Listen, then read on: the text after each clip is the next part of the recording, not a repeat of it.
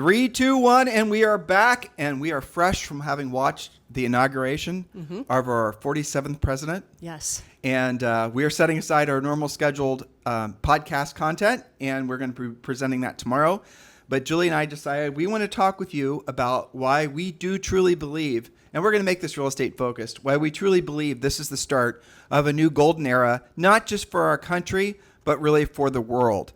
And we're going to set the bar really, really high, but trust me, we're going to make it granular so we can really focus in on helping you guys to be educated and motivated. And I think maybe awakening a lot of you to the realization that your best years of your life, and certainly as your life as a real estate practitioner, are still very much ahead of you. So, Julie, we just literally walked away from watching this. What are your prevailing thoughts? Wow, I have so many.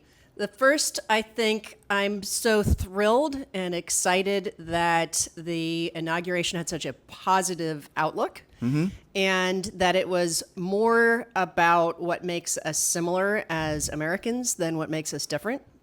And the return to the core values that the country was founded on. And that gets back to what's your North Star, protecting our citizens and making, dare I say it, making us great again as a country, right? As our cities and as you talked about westward expansion, that's something we studied. Manifest Destiny. Manifest Destiny that we studied back in school when we were learning about how the country was founded. I think maybe a return to tradition. Of course, I'm always a positive sort of traditionalist. I loved all the pomp and circumstance. I thought that was really amazing. I thought, as a fellow musician, Carrie Underwood, wow. I mean, that was a pivotal moment. And I've been in situations where something went wrong with the music or something went wrong. Maybe you forgot your music, but she saved that. That was awesome. So you guys are watching this too. And what we think happened was the music wasn't playing or something. There was some sort of, a technical glitch. A technical glitch. And she just had to basically sing it. As everybody nervously looked around, what's going on? And we think we heard her say, God help me or something like that before she started to sing. We'll watch the playbacks. Yeah, what a brilliant move that she said, you guys know the word sing along. Yeah, exactly. But, that was a great moment, I thought. So what was really special, I think, about that, Julie, is it showed the fact that she was actually singing. Yes. Honestly, that is the true test of talent, is if you can pull it together. Think about how absolutely nerve-wracking that could have been. Well, it's easy to accuse some of these singers of essentially not really having a voice. Lip syncing, yeah. Well, not just lip syncing, but lip syncing to something that's been auto-tuned. Auto-tuned is you guys maybe know what it is. It's a software app program. The guy that created auto-tune is one of our neighbors. Yeah. Yep. Yeah. So in any event, so then you're listening to something that's been modified. It's not really what the person's. It's like a filter on Instagram, basically. So moral of the story is Carrie definitely sang that with her own voice, and they call that singing a cappella, where it's all up to you. Yeah, it was magical. I thought the whole thing was magical. I'll tell you what I thought that really moved me was, frankly, moved me to tears a couple times. Was the prevailing, essentially reinforcement that we're one nation under God. 100%. And the mentioning of God and stringing this back to the founding fathers. Fundamental beliefs about our country and what it's supposed to be all about. That's what that was all about. And there was no divisive language. I mean, you could say Trump's a divisive character, and I suppose in some eyes of folks he is, but really from what he was saying and how he's positioning things. So what were the big surprising moments from you? From the things, like he only rattled off, I think, 4 of the things he wants to do in his first 100 days. I've seen a partial list of some of the things. Right. And we promised to make this about real estate, so let's make it about real estate as much as we can. Sure. But I was really blown away about the whole comment about Panama Canal. He said, yes. Well, and I'm certainly not a Panama historian, but I believe that the deal was the U.S. built the Panama Canal. The purpose of it was to make it so that we could have international shipping without having to go under the Horn of Africa. The Horn of Africa, which is how we used to do it. It's a heck of a lot closer if you go through the Panama Canal, but we built it. He mentioned that 38,000 men and women lost their lives in the building of it, and those were American lives. Right, exactly. And then Jimmy Carter basically just gave it to the Panamanians. With the understanding that they would have control of it, but that it would, be friendly to, of course, American ships. We were the ones that built it, after all. And it turns out that over time, guess what happened? It not so much, it wasn't that friendly, and now we are obviously, the Trump administration feels that the United States was not getting the treatment that we were promised, and he straight up said we're going to take back control. Now, I don't know if that's hyperbole. He said we're going to, quote, take it back. Now, does that mean literally, I don't think we're attacking Panama this afternoon. I don't think that's what he meant. I believe, I've heard a little bit of commentary on this, and I believe that the deal is he's going to simply enforce the laws that were put in place when Carter gave Panama to Panama. Now, subject to change. That's what I've heard is what the deal is going to be. And we'll see how that pans out. Yeah. And so the whole conversation about Greenland didn't come up, but that's also kind of interesting, Yeah. We're making it about real estate after all. Yeah, we're making it about real estate. So Mr. Trump, President Trump, if you're listening, Julie and I would love to be LPs in the new Trump resort in Greenland. Seriously. Well, but let's hover on Greenland here for a second, because I had that a little bit researched for our previous Friday show. Yep. Why Greenland? I'm not sure everybody is really tuned into what is this big discussion of Greenland. Are we just going to attack it for fun because it's a big mass of land? No. Wait, no. You said attack it. That isn't what you meant. That's what some people will spin it. Oh, he wants to go after Greenland. Okay. So why Greenland, right? Well, it's strategically placed between us and Europe. It's got part of the Arctic, which is important. The Arctic is getting opened up for lots of seafaring and shipping and all that kind of thing. And it has tons of natural resources. I heard an interview last week about somebody who said, we have so much in natural resources. This was I guess they're called Greenlanders, was being interviewed. And he said, in my little town, I can walk down the street and I can pick up a ruby the size of a baseball that's just like, I just notice it on my walk. And lots of other natural resources. So that would be an advantage, certainly. And Denmark, of course, controls Greenland now. And there's already been some discussion. There's historic discussion. This is not just a Trump thing. This has kind of come and gone from the ethos for a while. And so we'll see. Does that mean that, Denmark manages it differently and gives us more priority and authority there? Or, I don't know how that's going to pan out. Well, but it's certainly a topic. Assuming it does, because we already have a military base there. And I guess true. we're largely in control of Denmark's actual, we basically protect Denmark, Yeah. So the long story short is it's kind of inevitable at this point that Greenland's going to become part of the United States, which is kind of interesting. And you mentioned the natural resources. I've listened to some podcasts, and it was talking about the fact that you mentioned the Greenlanders. I don't know if that's what they refer to themselves as, but they actually feel like they're the redheaded stepchild to Denmark. To Denmark, yeah. And that they haven't been getting the respect that they deserve, and they feel like it's sort of a one-sided relationship. So so who knows how somebody should ask how they actually feel about it. Yeah. And of course, everybody says, Denmark's not really for sale. Keeping it on real estate, at some point, everything is either for sale or negotiable, right? And at least it's a discussion. So that's definitely a story to follow, and it does kind of play into the manifest destiny type of theme. You know what? That. We're making the assumption that they know what manifest destiny means. And let's just be honest, that stopped getting taught in schools. Yeah, it did. Probably not that long after you and I graduated from high school. So manifest destiny is basically, it's a spiritual belief, a religious spiritual belief that humans are, Earth was made for humans, and that manifest destiny is that we'll continue to expand, and essentially, that's manifest. And it's also particularly an American thing that was a belief of the founding fathers that it wasn't just going to be the 13 colonies, that we would push westward, and how we went about it and became the 50 states and all that sort of thing. So, if we're worthy in the eyes of God, yes, basically, exactly. Right, and that was the gist of it. But so that's one of those traditional American themes that Trump mentioned. As far as also keeping it on real estate, the southern border. He made a big proclamation about that. That's what really surprised me too. He was very direct about that. Well, but he said something that honestly I was surprised he said. He said that he declared the Mexican cartels to be essentially terrorists. And I don't know if you guys realize the significance of that. That's kind of a legal classification. So by making the cartels terrorists, what he essentially has done is he's made it so that the U.S. So there's I'm not really completely positive about what I'm about to say, but I think I'm accurate. It's illegal for the U.S. military, other than the states. It's illegal for the U.S. military to be forward deployed in the United States. That's the essence of it, okay? Yeah. And that's basically something that's been in a law forever. In other words, to prevent the U.S. military from overthrowing the U.S. government, or who knows what the original... Or the citizens or whatever. Right, who knows what the original thought behind that was. So that means that's the reason that, like, for example, organizations like the CIA, they were only allowed to conduct their activities outside of the borders of the United States. FBI was inside the borders. So some of these original laws and, guidelines were there to essentially prevent any sort of overreach on behalf of the government or behalf of the military. You guys can, study history, you know what we're talking about. But what he did is he essentially has said that we are now going to make it so that it's open season on the drug cartels, and classify that however you'd like, that are operating unencumbered for the most part throughout the United States. And that means that you're going to see a lot of special forces guys, a lot of guys that are, maybe sitting on the sidelines ready to be forward deployed.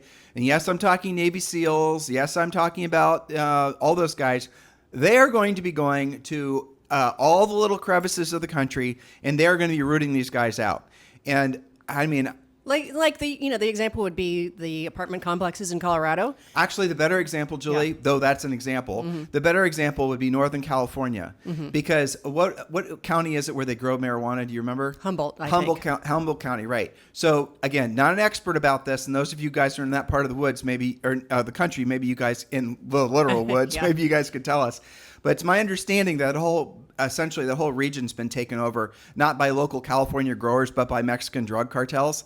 And so, I was listening to another podcast, and they were saying that's one of the first places that supposedly the Army Special Forces are going to be going and cleaning house, or in this case, cleaning the woods. That's right. I've heard some interviews about people who, and these are mostly farmers, whose land abuts actually Canada, and up in Maine and up in Montana, that they have problems with that as well. So I think it may be the great, decarteling of the country. We'll see how that goes. And in fact, I'm glad that you clarified what he meant by that. Why would you go ahead to the extent of classifying them as terrorists? It's because that leads to his next statement, where if you weren't clear on what that actually means, like what you just said, he said, well, we're going to use everything at our disposal, whether that's local police, whether that's the military. The Navy local SEALs, police can't handle it. But what he's saying is, Yeah. we're pulling out all the stops. We're That's going to we're cleaning house, essentially. Right. If you're a bad guy, you've been put on notice. That's it. You are now classified as a terrorist, which means we can do everything that we need to get rid of you. So you're talking about guys that have been forward deployed in Afghanistan and in essentially, real war, and they're going to be coming back, and they're going to be running off these Bad guys. gangs that are running amok in the United States. I mean, if it takes 4 years to clean house, I'll be surprised. Yeah, I wonder how this will affect, what is that community in Texas? I can't think of the name of it now. The one down by the border. Yeah, that near was Houston, that outside big house, Houston. that big Yeah. new construction housing community. But I don't think that was don't know. necessarily, that area in particular wasn't necessarily wrought with Maybe it wasn't criminals terrorism and- and whatnot. Those are just basically where a lot of undocumented types were buying land and doing and land he talked contracts. about deportation for that too. Well, so. you're making it about real estate, which is good. So let's move on. The other thing you talked about was essentially the fact that, to quote the president, drill, baby, drill. Yep. And so what does that really mean? There is going to be opening up of federal lands for energy creation like we've never seen before. Everyone has talked about this in the past, but based on what Trump was doing even before he got inaugurated today, you can absolutely positively see that he is going to pull out, again, to what Julie just said, all the stops to create energy. Now, what is that going to do? Let's think about this for a while. And I'm, this is political, I suppose, but there you go. There has been virtually no real true motivation other than political backlash to lower the prices of fuel.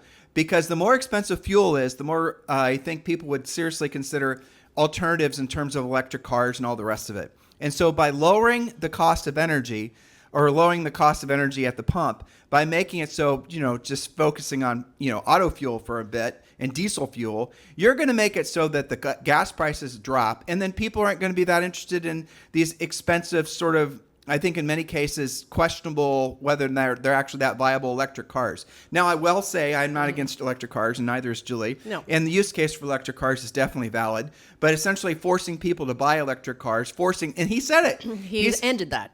He actually said there's going to be no more mandate. And I don't know if you guys know what that is, but I think it was 2035. There was a mandate that a certain percent of all cars that are coming out of Detroit had to be full electric. And that's been ruining all kinds of industry, not just in our country, but over in Germany in particular. And also the car manufacturers, because as it turns That's what out, I mean. not everybody wanted to buy an electric car, and yet they were being required to make them. Okay, so you're definitely in my wheelhouse on this one. Well, I'm just saying, based on sales. Okay, so even more specifically, Volkswagen, okay, over in Germany, who owns Porsche, Bentley, Bugatti, all kinds of different things, is essentially teetering on bankruptcy, and it's Porsche that's keeping Volkswagen I didn't know alive. That. Yep, that's interesting. And it's because of nobody wanted the electric cars. Yeah. And if you look at, for example, the electric cars that the U.S. Domestic makers were making, they were certainly viable and competitive, but people weren't buying them. They were choosing other cars. Now, so what's happened?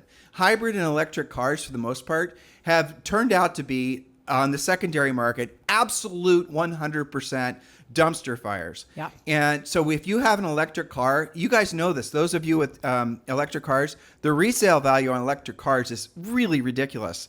Very bad. Now, why is that? It's because unlike a normal car, let's say ICE car, which is internal combustion engine car, told you guys this was my wheelhouse. Non-electric, in other words. You were warned, yeah. An electric car, when it degrades as a system. So you have the entire battery pack that's degrading, but all the other componentry that's associated with the battery pack, it's like a golf cart. Basically, it's all going to go to crap at roughly the same time. And it's almost impossible to easily, or at least it's uncertain, let's just leave it at that, how you're going to actually keep these electric cars on the road, which means they're designed with obsolescence in mind. It's like a cell phone that you work for. Hey, surprisingly, it works great for the first 2 years, and hey, lo and behold, it starts having problems. And isn't it interesting? That's the same time the manufacturer comes out with a new phone. Right. So that's the same thing. That's essentially, people have been trained not to trust electric things, digital things, because they know they have virtually no value once the things grow old. And that's unfortunately the truth with electric cars as well. And you're seeing it, like for example. There was a whole bunch of, I'll give you, again, car nerdy, and then I'll bounce, okay? And we'll go back to real estate. Yep. So every 6-7 years, there's a new, it's called the, automotive nerdom, they call it the Holy Trinity. So you'll see McLaren and Ferrari and Porsche, and I think it could be argued Aston Martin maybe. They come out with these really ridiculous hypercars that cost obscene amounts of money that only a handful of people can buy, blah, blah, blah, blah. All right, so none of the cars that came out recently were all hybrids, and hybrids, again, are not proving to be great for resale as well. But then Porsche was their Holy Trinity car was going to be an all-electric car. They pulled the plug on it and missed this cycle. So they're not even going to come out with their super high-end hypercar because they know that the total number of people that want to buy an electric car is zero. Now, what does all this mean? We are all in this world where we're sort of headed into this undesirable direction, really off a cliff, where we're all going to be forced for reasons that, were supposedly all of in our best interests, the Green New Deal, which he also basically said he put an end to today, to buying electric cars and making decisions like they're going to ban gas ovens. That wasn't just some Mickey Mouse rumor. That was that was actually true. Right. Julie and I live in Puerto Rico, and it's actually hard to buy gas here. Yeah. So we know that was true, and we researched it. Moral of the story is all that stuff's come to an end, and it turns out, just teetering on car stuff for a bit longer, there actually are lots of ways that you can use internal combustion engine cars and have them burn clean. Oh, what are you talking about, Tim? You can make synthetic fuel. There is technology, manufacturers that make fully synthetic fuel that the exhaust that comes out is not harmful to the atmosphere any more than essentially what an electric car would be, in essence. So the actual production of the synthetic fuel and the actual output of the synthetic fuel has essentially zeroed out the detrimental effects. And even nowadays with cars having all these different catalytic converters and fuel, cleaning things, there really wasn't hardly any harmful. But no one stopped to say, hey, what about synthetic fuels? They all said, let's continue marching in this direction after all the Green New Deal, and let's all have electric cars. That's at an end. And it's what that was doing to what Julie was saying, that was becoming an absolute non-starter for so many industries because people did not want to buy the products. How many other products that essentially are all seeing oligarchs, or overseers? They were saying, well, you guys need to start not just electric cars, but there are a whole host of other things that consumers didn't even really want, but we are without options. So if we wanted to buy that whatever, we had to end up essentially, buying something that was a bit of a compromise. All that's come to an end. Yes, and that you made me think of something else since we're talking about inauguration stuff. That is an example of the government controlling our behavior, right? And Trump talked about that we're not going to be doing that anymore. We're not going to do the social engineering thing anymore. We're going to have, this handful of really big North Stars that will help everyone in the country based on economic security, prosperity, things that everyone can get behind. Well, versus trying to say, hey, you know what, you're going to buy an electric car because we say so. Well, talk about meritocracy. Yeah, well, that's a huge theme too. I love that. And he was very clear. So I'm going to tie that to one of my other thoughts here. What does it mean? Meritocracy is that you are hired or fired based on merit. Merit is that you deserve, you have earned, you are qualified, you have shown that you are the right person for that job. Versus Elon Musk's joke that DEI, this is Elon Musk's joke, not Tim and Julie, but it's kind of funny. DEI stands for didn't earn it. Right, exactly. Well, and again, people will try and spin that politically, but that is the difference between a meritocracy and something like DEI. Now, there can be people who were hired under DEI who also are qualified, right? For sure. We're not saying that. But what Trump was leading with is, look, we're going to lead with a meritocracy so that the right people are in the right positions. And that also translates through to pretty much everything, teachers and police and, stuff that happens in schools. And, back even when we were kids, they were starting to say, well, there shouldn't be a winner or a loser. Everybody should get a award for showing up, that kind of thing. Yes, but this is one of the things that I've always loved about our industry, real estate. Yeah. Our real estate, it rewards people who earn it. Whether you guys know it or not, and you probably don't really appreciate this, but you're actually in one of the most competitive industries you possibly could have gotten in. This is true. You're literally street fighting on most days. You're boots on the ground street fighting. And if you're not operational and you're just buying leads and picking up easy stuff from your centers of influence and past clients, not so much. But for anyone who's looking to build an expansive real estate business, y'all know what I'm talking about. Yeah. You have to be in hyper competitive mode all the damn time. You're earning it every day. Exactly. There's very few industries that are like that, guys. Most of them have some form of controls or some form of moat around them. Not in real estate. You can be with eXp Realty or you can be with Sotheby's or some other brand. But at the end of the day, someone's doing business with you because of you. And if you haven't earned it, aka a meritocracy, outside of the centers of influence and past client handful of deals you'll do per year, you're just not going to be successful. Well, that's why you have that headline all the time, show your value. That is literally what it means. That is what a meritocracy is. It is you having to show your value and you get rewarded as a result. Now, versus Julie, okay, people that have been able to be successful or essentially get business because they were politically aligned. Exactly. Or because they had some kind of inroad that wasn't necessarily based on, frankly, their skills, their talents, or their merit. That's right. And so I think he was very clear about that going away.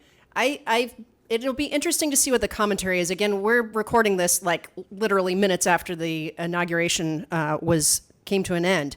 I think it'll be interesting to see how people attempt to criticize Trump because he was so very clear. I was thinking about, we're coaches for a living, podcasters, et cetera, and I was studying presentation style, directed, like he was extremely clear. And Trump has been criticized in the past of having, kind of wandering around and saying weird stuff, which I'm sure will also happen in the next 4 years. But as far as this speech went, I think he was very direct, very clear, said what he meant, stated how things are going to go. And my thought was, I wonder if there are people who disagreed with him or didn't vote for him but now are secretly relieved at the leadership, okay, that maybe we didn't have before. The clarity wasn't as there. He clarified what are the most important things that his administration is going to go after on behalf of the American people. And I thought he did a very good job being inclusive and showing gratitude of all the different factions that did vote for him. But it'll be interesting to see because he is not confused about competition, for example, and that has become something that I've had this sense like people were uncomfortable competing. You know what I mean? We talked about this the other day. Basically, the lack or the unwillingness to state or to acknowledge competition as being really the way, everything is. Yeah. Everything is competitive. There's nothing in life that's not competitive. Everything. Every damn thing. All you have to do is drive on the freeway.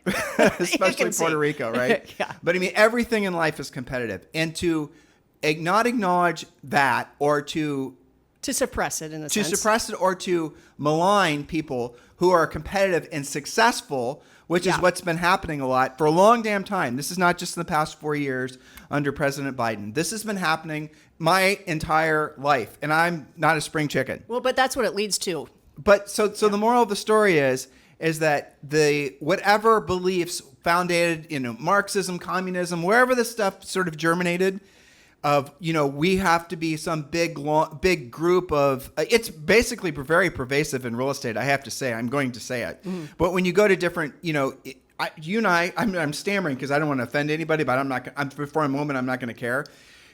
You and I used to basically go to these real estate events, and this is before our coaching business took off, when we started to sell real estate. Right. And we've been behind a lot of closed doors. Howard Brinton events is what I'm talking about. Mm-hmm. And I remember a Howard Brinton event in particular, where it was a group of maybe 50 or 60 of us, and you remember this, don't you? I do. We were all sitting around, and Howard was not, I would say he was more of a traditional socialist type. He definitely was a kumbaya He's guy. like kind of an even the playing field kind of guy. Well, the dude wore Birkenstocks on stage. I mean, that just pretty much says it all, okay? Yeah. All right, so we're in this big room, and he kept on saying, things like, you got to share all your best ideas with everybody in the marketplace. You got to tell them what you're doing. You got to, everyone in that works for you is part of your team. You have to cross-train them so that they can learn all these things, all the rest of it.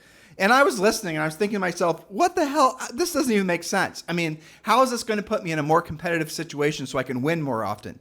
And then I made a mistake, and I raised my hand, and I said, in Julie and I's team, in our business, we're not cross-training. You're going to come in and you're going to become the best buyer's agent you've ever could possibly imagine be. You're going to become the best transaction coordinator. You're going to become the best listing agent. But you're not going to do all of the above. You're not going to do all the above, because all I'm then doing is training my competition. It does not make sense for me to train a Tim and Julie clone Ford competitor in 2 or 3 years. I'm not going to do it. Right. And I didn't say it like that. I was much more humble. And he got so mad at me.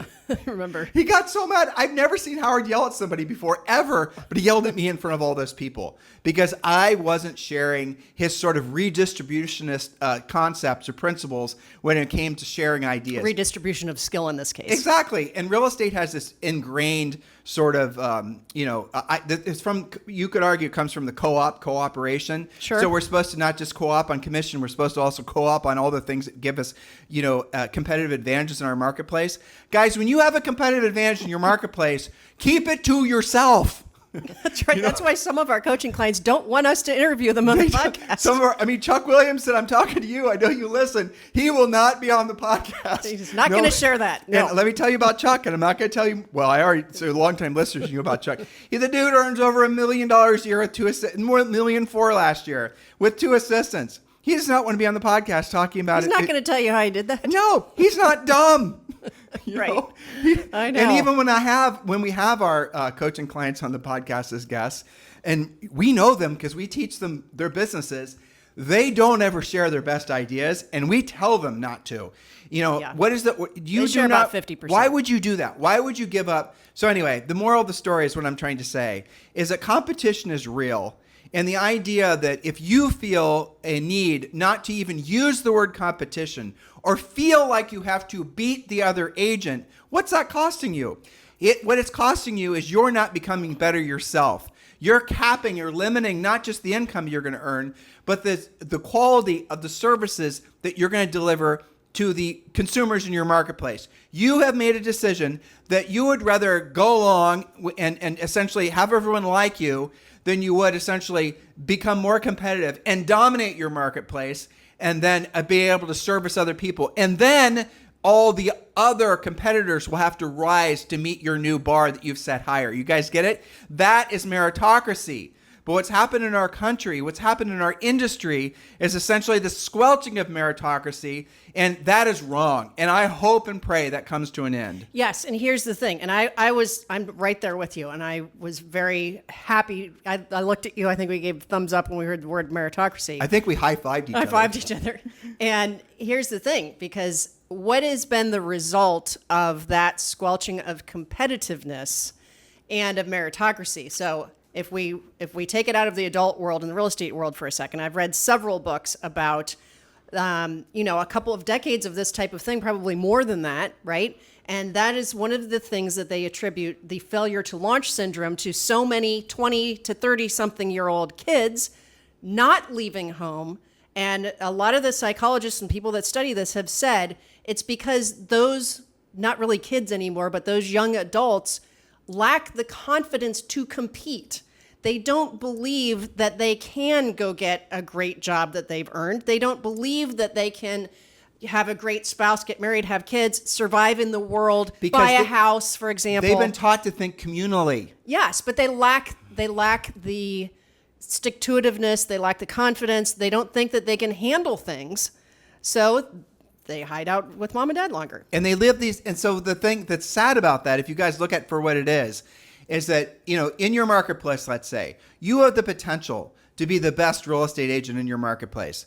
You have the potential to, earn tens of millions of dollars and make yourself amazingly wealthy. Help hundreds of people. And help thousands, if not hundreds of thousands of people. And in doing so, for you to become that successful, you're going to have to become the best version of yourself as a real estate practitioner.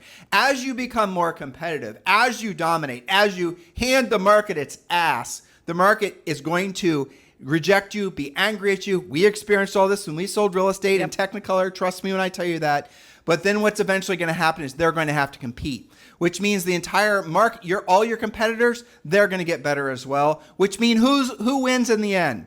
The customer wins. Yes. That's who wins in the end. Because as a result of competition, everybody had to get better. Yeah. I mean, look at, for example, I have a friend, I'm remembering, he's in one of these smaller European countries, and has socialized medicine. Right. And he has Adam. Have you talked to Adam before? Belgium, yes. Yeah. And his 7-year-old son, is having a lot of health issues right now. And the local doctors, it's socialized medicine, are not doing a good job of diagnosing what his issue is. And they're telling him to just all these different things. And so he's now realizing, because none of the nature of the socialized medicine in that particular country is making it so that none of the doctors have a need really to solve this poor little kid's problem, because he has no choice to go back to them, because that's who he is assigned to as the physician.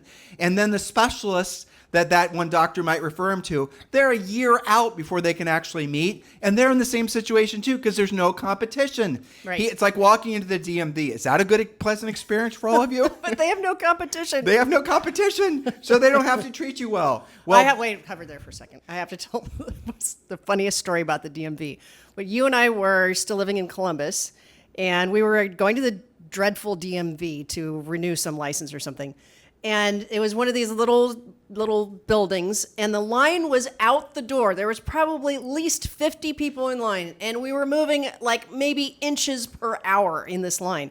The funniest thing was this little old lady came out the door from doing her license renewal, and she's walking really slow. She goes, "When I went in there, I was 17. It was so funny. One of the first things Julie and I did when we could afford it is when we had to do our annual renewals, we hired someone to go in there and do them for us. Yep, still do. Best thing you can do for yourself. We haven't been in a DMV in probably 20 years at this point. Yes. Yeah. Well, but the point of it is, if you're looking to really get to the heart of, essentially why a business, why a person is successful and why another is not, or not as much as they could otherwise be, it's the essence of what we're talking about now when it comes to competition. And if you look at not Ray Kurzweil, who is that guy who was writing? He was a hedge fund guy. His first name's Ray. He was writing all these long posts on LinkedIn. Yeah. He made them into a book.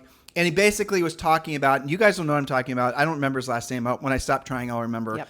But anyway, he was talking about how essentially, the United States was on the decline, and how it was going to all of a sudden, a peak. All these types of things. Like the decline, like the Roman Empire and all these other fallen empires, right? And I listened to all of his explanations, and then he was real vague about what the hell he was referencing. And then, those posts on LinkedIn, he was getting real popular during COVID. I mean, if you're going to welcome in some, I'd say subversive thinking or alternative views in life, you might want to do it while everyone's fearful of dying in the pandemic. So very quickly, these articles and posts and everything started getting a lot of attention.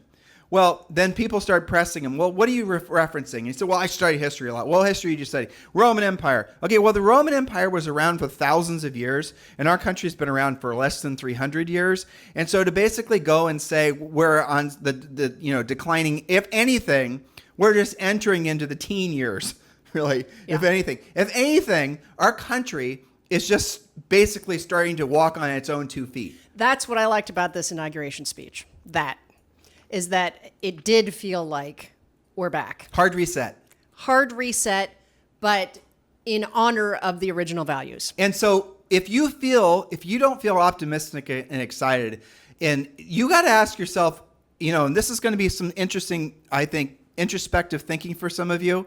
If you are not sharing the optimism and the belief that your best years are ahead of you, I want you to ask this sort of odd question. How are you benefiting from those feelings? How are you benefiting from the belief about yourself? How are you benefiting from the belief that our country is on the decline? How are you benefiting? I'm not benefiting. Well, you are, otherwise you wouldn't be having those thoughts. So right now, if you're not feeling optimistic about your future, I want you to ask yourself how you're benefiting from believing that your best days are behind you, or, all the rest of it. How are you benefiting? And so I'll maybe get you guys going on a little bit of a learning curve. Having asked this question a billion times on coaching sessions, here's the answer. Because if you believe your best days are behind you and your tomorrow is not as bright as it could otherwise be, that gives you permission not to try very hard today. You're not going to go to the gym. You're not going to save money. You're not going to try to improve your relationships. You're sure as hell not going to learn how to be powerful on a listing presentation, learn how to be competitive. If you believe your best days are behind you, are you? You're not. It reinforces complacency. It's exactly. And so look, you got to realize that that's all in your head. It's just head junk. So if you say my best days are behind me, Donald Trump's president, doom and gloom, blah, blah, blah, then why the hell would you make any effort today? You're not, or you're going to make half the effort you otherwise would have. What if on the other side, your best days are ahead of you? I don't care how old you are. Your all your dreams and your hopes. All your ambitions. That whatever you really put, whatever you put in your mind can be achieved in your lifetime. That you can have massive influence and be of service to millions and millions of people. That anything that you hope and desire with enough effort and enough, really time can become true. What does that change about what you do today? I asked Julie this question yesterday, and it's a question that I don't know where it came from, but it's fascinating, I think. I'll ask you again, okay? I don't remember, so ask again. Yeah, I will. You will when I ask you, because you had a very good answer. So if all of a sudden, let's say there's a technological revolution, okay, and all of a sudden AI and all these revolutions in healthcare and just all these things, all the stars align, and there is no more end date for humans. You said you'd never run out of time or money. Right. If you could never run out of time or money, because though this does sound kind of wacky, it's entirely possible that we are entering into, especially, and I think it's going to happen really fast over the next 4 or 5 years, where there's going to be every reason to believe that there's going to be essentially the end to some of the diseases that prematurely end people's lives. That's right. They're going to be, those problems are going to be solved. Oh, don't have to worry about that anymore. And also, it's very possible that there's not going to be a lack of anything because of AI. There's going to be an abundance of everything. And the example I gave Julie, so there's these, essentially I'm going to use terms, AI agent. So an AI agent is like your super assistant. And what you're going to do is you're going to go to your AI agent and you're going to tell it, I want to create a business that that is similar to this business that does this, that has this, the other thing. I want you to go out and research whatever these 3 businesses that are dominating this particular space. Let's say you want to start a CRM company. That's a good example. You want to start a contact relations, management company, right? And so you're going to then say, I want you to go out and study, this widget, this widget, this widget. Then I want you to create something, and I want you to create a marketing campaign. I want you to write all the ads, deploy all the ads. I want you to do all these things. It's going to be able to do it. It's going to be able to do, now how's it going to work? It will then actually, in essence, work with other AI to go out and create this business for you. Now, the really advanced AI, like what I'm describing, exists today. It's just it's not available necessarily to consumers, but it's going to be this year, next year. All right, so that means you're going to be able to come up with 5, 10, 15, 20 business ideas. And those 5, 10, 20 business ideas, you could have probably never even deployed 10 of them, or rather one of them in 10 years, let's say. Now you're going to be able to do all 10 inside of a week. And so is everyone else. Without the risk, without the speculation, without the capital expenditure, all of those things. Now, where will the costs come in? There's going to be different grades of AI, or essentially AI that's going to be able to, like I asked AI to help me edit a book, and ChatGPT choked up on it. Yeah. But there's different versions of AI that are specifically designed for that. They'll give you, they'll put more effort and put more time into it, where ChatGPT at this point is still transactional. So there's going to be, versions of AI that are going to be specifically designed to be your widget that's going to make businesses for you. Now, what will that do? That'll make it so that everyone that's always ever had an idea or an ambition is going to be able to create a business. That means there's going to be a lot more options for consumers. That means there's going to be a lot more competition. There's that word again, which means that the quality of the businesses that succeed are not going to take a generation for the winners to be winners to be Dethroned. No, throned. Coronated. It's going to happen inside a month. Yes. So there's going to be a new business concept that comes up. Everyone's going to jump on it. Everyone's AI agents are going to be busily creating it. And then next thing you know, there's going to be all these amazing services that you can't even conceive of right now. Okay, there'll be AI that's making apps for other AI. Okay, so I'm going to give you this one. And this is definitely going to happen this year. And Julie and I are in talks of maybe investing in some of these companies, frankly. You're going to be able to go and create, and we've been teasing you with this, but this is what's going to happen. You're going to be able to essentially have a virtual version of you, an AI version of you that's indistinguishable. Your face, your voice, your mannerisms, your everything, that's going to be essentially able to present, for example, on a listing presentation for you. Our pre-listing pack, which is coming with Ethical Real Estate Professional, that's part of Premier Coaching. The pre-listing pack pages. There's 14 pages in the seller pre-listing pack, 14 pages in the buyer presentation pack. Those pages will each be explained by the AI version of yourself. So you're going to be able to have, like right now, if you want to go on a listing presentation, it's you and the seller. Well, in the future, there's going to be an AI version of yourself that's going to pre-qualify the seller, that's going to ask all the pertinent questions, that's going to send the pre-listing pack, that's going to present to the seller on your behalf. And then I would say, frankly, in a lot of cases, you are not going to have to go on the listing presentation. It's going to be however you choose to do the business, frankly. But it's going to do all the heavy lifting for you. It's going to answer the question. Your AI version of you, are going to answer the questions about the commission. It's going to answer the question about your easy exit listing and your communications guarantee and what you're going to do to get the home sold, your marketing plan, all these things. It's all going to be done for you, and it's going to be done by you, an AI version. How long is it going to take for people not to really truly discern the difference between an AI version of you and really listening to you? Like, at what point are people not really going to care that it's not actually you physically or on a Zoom or whatever that's discussing the different merits of what you're going to do to sell the home? They're happy with the AI version of you. How close are we to that? I don't have an answer. Yeah, but they're not going to care as long as the job's getting done. That's right. That's the bottom line. And this is already happening. I think that we've all possibly sometimes not even known it, but when you call customer service for some of these bigger companies, sometimes you might be talking to an AI person that's taking care of those basic questions. That certainly happens on the chat helpers when you're on websites, right? I've had instances where I'm like, I'm not really sure if that's a real person or not. But will you care? I don't care as long as they take care of whatever my question was. That's ultimately where we're going with all this. So here's another idea. And this is something we've been warning you about on our podcast for 5 years, maybe even more. The idea that you can build your business around marketing and branding is a lie. It just is. You need to have marketing and branding to support your business, not as what you think is going to be the ultimate lead generator. Now, I'm going to tell you why. Because you have to continuously spend money, and the amount of money you have to spend is going to get larger and larger and larger, especially with what I'm about to tell you. For sure, everybody and their brother is going to become a real estate influencer this year into next year, because AI is going to make it so every Tom, Dick, and Harry and Bob and Sally are going to be able to essentially create an endless supply of social media content that is done at an extremely high level, edited perfectly, saying all the right things. So you're going to be able to go to your AI agent and you're going to say, you're a brand new agent. You've never sold jack and you want to sell in New Albany, Ohio. You're going to go to the AI agent and you're going to say, I want you to go and tell me that, make a list of the top 50 videos that have been made by my competitors, that are getting the most views or the most listens, the most downloads, that are just resulting in the most lead generation. I want you to watch those videos. I want you to pull out the elements where there's the most where there's the most engagement, like where people are obviously taking action or just whatever. And I want you to make 10, 50, 20, 1,000 videos around whatever those top topics are.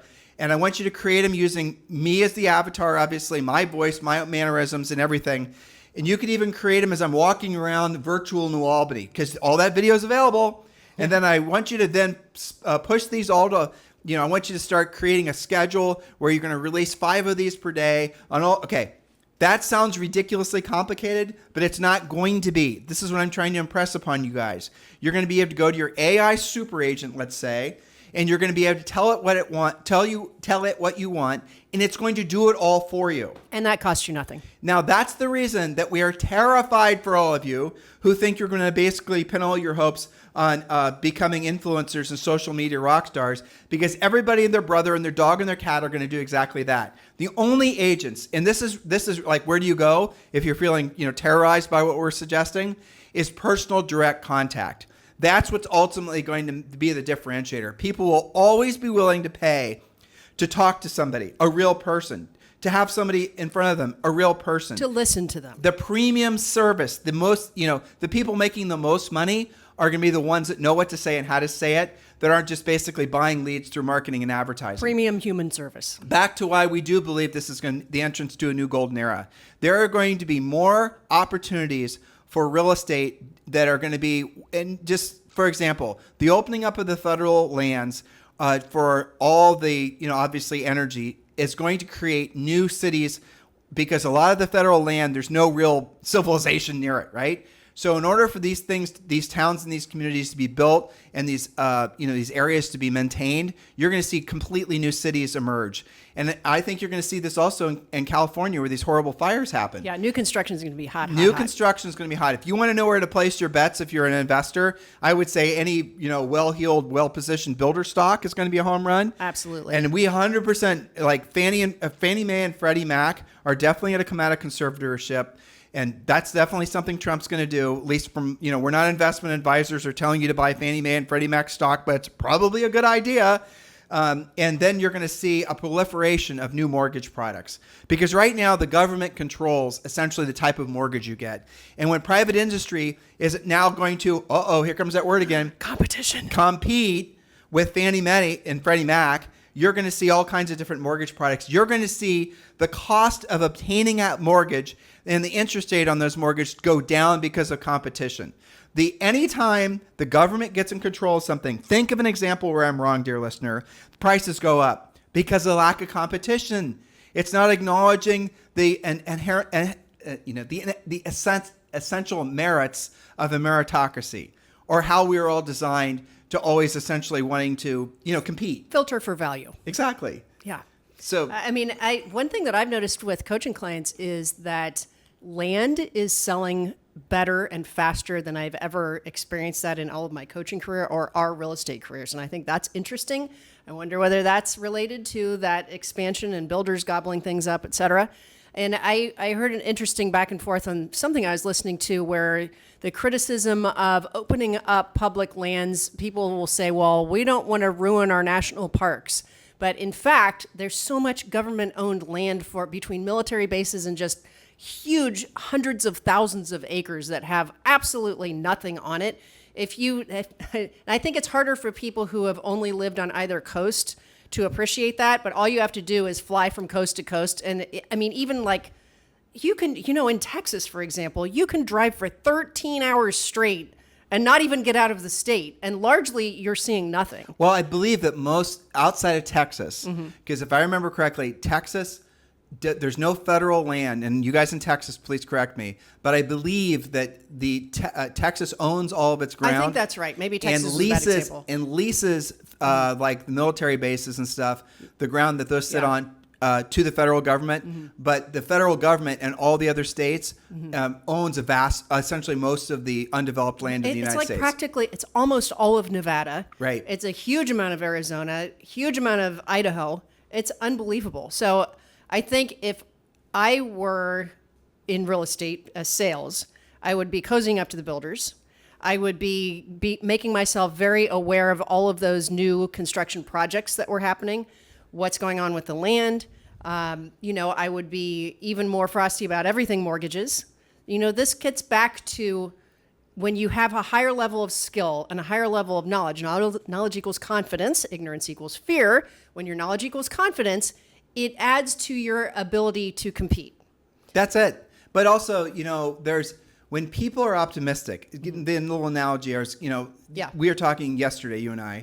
If you knew you basically had you could live 130, 140 years, Sure. and you never run out of money. Yep. Let's say this is going to be it's no longer a fantasy. Could happen. What would I asked you, what would you be doing different? How would you think differently? And I believe my answer, and I stick to that today, is I would even add more things to my bucket list, as it were. Tell me what you said. I would want to do more things, see more things, have more experiences. I'd want to get the most humanly possible. Not that I don't now, but I would be even more enthusiastic to do more and contribute more and to see more. I mean, because what happens is, at any age, it's not just when you're our age, but at any age, you start deciding what you're going to take on as a goal based on the amount of effort you perceive it's going to be and the amount of time you have to accomplish the goal. Yeah, you're doing like the ratio of time spent to time that you have left, right?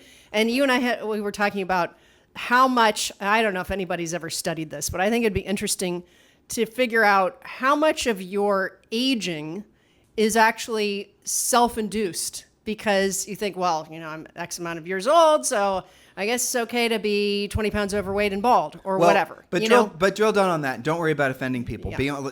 Just you and I are talking right now and Sure. nobody's listening in.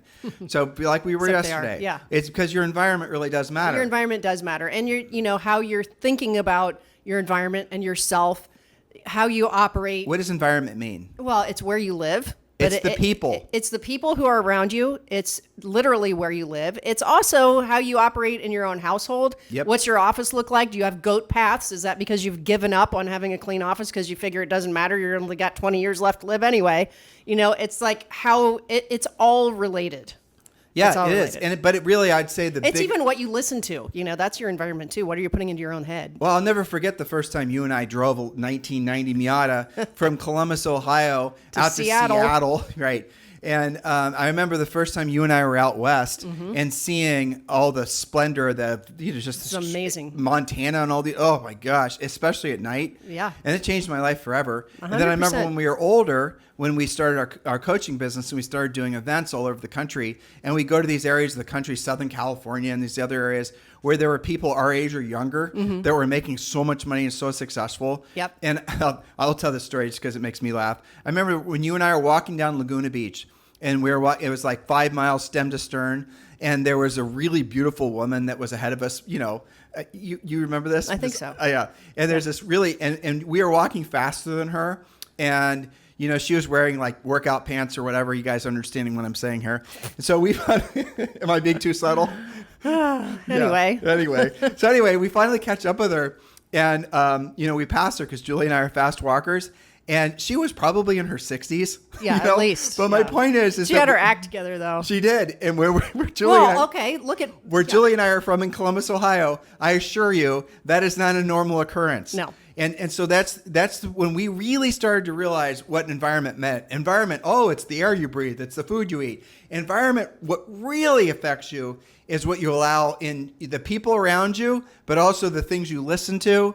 Things that the people around you listen to. So if, again, you're in an environment right now, which is basically thinking the next 4 years is going to be a hellscape, change your environment. Right. And your outlook, right? Yes. I mean, I was going to mention Pam Bondi has her act together. Oh, yeah. Did you guys see the new, she's the new Attorney General. Yeah. Like I went during her, whatever it is. When her hearings. Her hearings, yeah. I was like, damn, this woman is tough. I mean, she was taking nothing from nobody. And I'm like, how have I never heard of her before? And so I Google her and I research her, and Julie was sitting next to me. And I go, Julie, that woman is 59. Yeah. And the only reason I'm saying She's that... fit, she's pretty, she's smart, she's got her act together, she Oh gives my it right gosh. back to him. Yes. She's frosty, you would say. She's beyond frosty. Yeah, I mean, and that's, I have to say, where we live now in Dorado in Puerto Rico, we're surrounded with a lot of people that have their act together and are pursuing things. We have amazing conversations with people that are 20, 25 years older than us that are like, hey, this is a company that I'm creating. This is what I'm investing in. This is where we're visiting this summer. And I mean, people have their act together. It's So awesome. have you been hiding your light in a barrel, dear listener? And for 4 years, 8 years, 20 years, maybe your entire life, have you been actually afraid to really become the fullest version of yourself? Maybe even afraid to let people know that you have more that's in your heart and soul that you want to express? I bet you are. Maybe you need your own golden era. Yes, exactly. You need your own golden era. And use this as your excuse to create your own golden era. Define what it's going to be. And, it's so incredible. We are all so incredibly blessed to be alive right now in this era, because we're going to be witnessing what's going to be a true golden era. We're going to be witnessing all these technological revolutions. We're going to be witnessing, how about this? Humanity going interplanetary. We're going to be, he did mention going to Mars. Going to Mars, that was awesome. I don't know if you guys are watching. Did you see Elon Musk jump up and down basically when Trump said we're going to Mars? Did you see that? If you haven't watched the inaugural speeches, you should. I mean, it's funny to say the word Mars and you get a guy worth $500 billion I know. to jump up and down like a third grader at Christmas. I know, it's pretty but amazing. Anyway, But I think the overreaching point, perhaps, of the inauguration event, and hopefully of our podcast, is just the unbridled enthusiasm. It's okay to be enthusiastic again. yes. Matter of fact, if you're not enthusiastic, if you're not optimistic, if you're not excited, if you're not looking forward to the best years of your life, you're the outlier. Yeah. You're no longer the person that's not part of the in crowd. You're now the person that's basically going to miss the boat. The world's going to pass you by. And it's going to pass you by at such a clip, like nothing we've ever experienced, because of all the things that you guys already see happening around you. It's the beliefs, it's the expectations that essentially this new golden era is ushering in. It's not just because of the president, frankly. It isn't. Well, though I do have to say, I love the fact that a vast majority of his administration are people that are in their 30s and their 40s. That's right. That's incredible. Yeah, and that most of them were not career politicians, and he's got a lot of business people that are going to be involved. I think the enthusiasm. So there are probably people out there that will not have enthusiasm simply because it's Trump, but you have to remember that it isn't just him. It is the fact that how many million people elected him. Well, it's the mandate, as they say. The mandate. But what Trump? What we're going through now, this golden age, was destined to happen. Yes. Because the pendulum had swung too far over to one side. That's right. And anytime And that's it didn't work out. It didn't work out. It just didn't. Turns out some of those ideas not so good. And so what's happened is the pendulum is going to swing back over. Now, want proof? We pointed this out the other day, and hopefully you'll remember the name of it. The number one podcast in the United States is no longer Joe Rogan. And I want to put this in perspective, dear listener. Joe Rogan's podcast get 13 million downloads a day. Okay? Our podcast, and it's a great day when Julie and I get, say, 15,000 downloads and streams and views and all the rest of it. He gets 13 million a day. And he does his podcast 4 days of the week. All right. His podcast is no longer number one. The new number one podcast in the United States, I don't know if this will last, but it is, as of yesterday or the day before, is Julie Harris. It's just simply called The Bible in a Year. That's called... with Father Mike Schmitz, I believe. Yep, that's right. A Bible... Bible in a Year. He reads passages from the Bible from Genesis on through a little bit a day. I think this podcast might be like 20 to 30 minutes a day. But he takes you through with some commentary and interpretation from the beginning all the way to the 365th day. I'm listening to it with Zoe in the car. Yeah, I know. It's awesome. Yeah, it is awesome. But I think to your point, that is a demonstration of the pendulum swinging the other way. And if you pay attention to what happened in the inauguration, there was a lot of prayer. There was a lot of, coming together of that Judeo-Christian values, for example, and that, that's okay again. Well, it's not only okay, but it actually has a more desirable outcome than when you're not actually when you're not essentially running your life based on Judeo-Christian values. That's right. Turns out. And I also would, having said that, because I think probably there are people that might be triggered by that. None of it was extreme in any way. Hold it was on, all I want to stop here, and I know you have a different view on this. Yeah. So it's are you worried about people being triggered by that? Are you worried? I'm not, are you but worried I think about? there are some. Are you worried about people being angry because you and I are no longer going to try to pander to people that are overly sensitive about us being overt Christians? I'm not worried about that at all anymore. My only worry is for people who so summarily judge and close their mind to it. So I'm not worried for us. I'm worried for them. I'm going to take. I agree with what you just said. I'm going to suggest this. What's that? I would say that if we don't become, then we're not congruent with our beliefs, and we're being hypocrites. Yeah, I 100%. Right. Yeah. So if we don't become more, I'm not comfortable with that to a higher level than not comfortable. Beyond spirituality, we're out of alignments. Yeah. We're not in Right. alignments with our souls. I agree. And so that's essentially what appears to be happening to the country, because that inauguration was essentially nothing but Christianity, nothing about it was very, very, traditional very clear, values. very clear. And as I was watching that and feeling excited about it, I was also thinking, gosh, what are the thoughts of somebody who this doesn't stimulate into enthusiasm? How could you be critical of any of these things? Now, you could take any one of those statements and say, oh, he wants to take back Panama. How can we do that? That's the U.S. pushing a little country around. Well, I mean, you have to do more research to know what you're even talking about on any of these things, right? But there are people, and it's what I was talking about on our Friday podcast last week, about people who speak or judge with enthusiasm about things that they don't have the facts behind.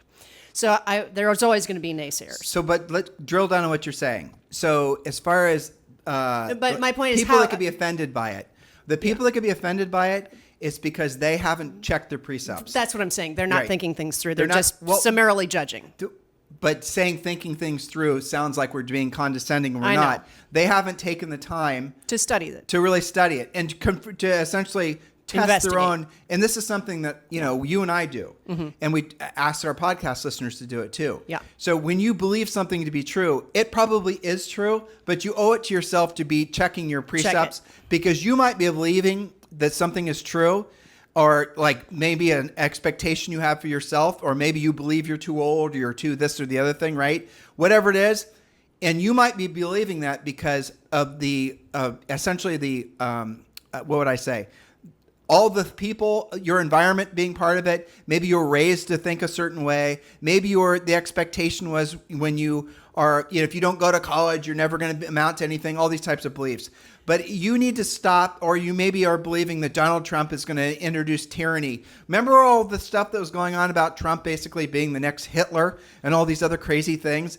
It turns out none of that was true. It was all a lie. Some of you are saying, well, we'll see. Well, we will see, but it's not going to be. And what you're going to see is something the exact opposite. Well, he even said the whole topic of persecution of enemies and why everybody was getting pardoned in fear that he was going to turn it around in revenge and do the lawfare business. He actually said in the inauguration, we're not doing that. We're not. We're taking that. No, we're not going to empower the federal government to come after people and to have that sort of thing. He flat out said we're not doing that. Okay, so give yourself some grace to allow in new thoughts, because what you'll find is you'll become most likely a more engaged person, and you'll have a richer and fuller life. So if you find yourself, like, the best way, and I have these conversations with Zoe, right? Because everything in our society and our culture really has to be intellectualized, understood in a very pragmatic way. I mean, that's the way you and I approach business, and that's the best way to approach business probably. So when I asked Zoe to try to be in touch with her intuition, which is not something that even people acknowledge, but it's real. So when I asked Zoe to be in touch with her intuition, like, how did you feel? And it's like the feeling thing. When she was younger, she was right in alignment with it. But I noticed now she's 11, she had to work to understand my question. So I said, and I pointed at around her heart. I said, Zoe, when you had that experience, or when you're thinking these thoughts, how do you feel? When you're around that person, how do you feel? And then she described, how she felt about this one particular thing we were talking about, which was, of course, some friendship issue she was having, because that's what girls have at 11, I guess. I'm learning about this first time around. Anyway, so I said, well, how'd that make you feel when this person said this and this person said this? And she described it to me. And I said, so, Zoe, I want you to think about trusting that feeling and not necessarily saying just whatever, like, it's okay for you to trust that feeling.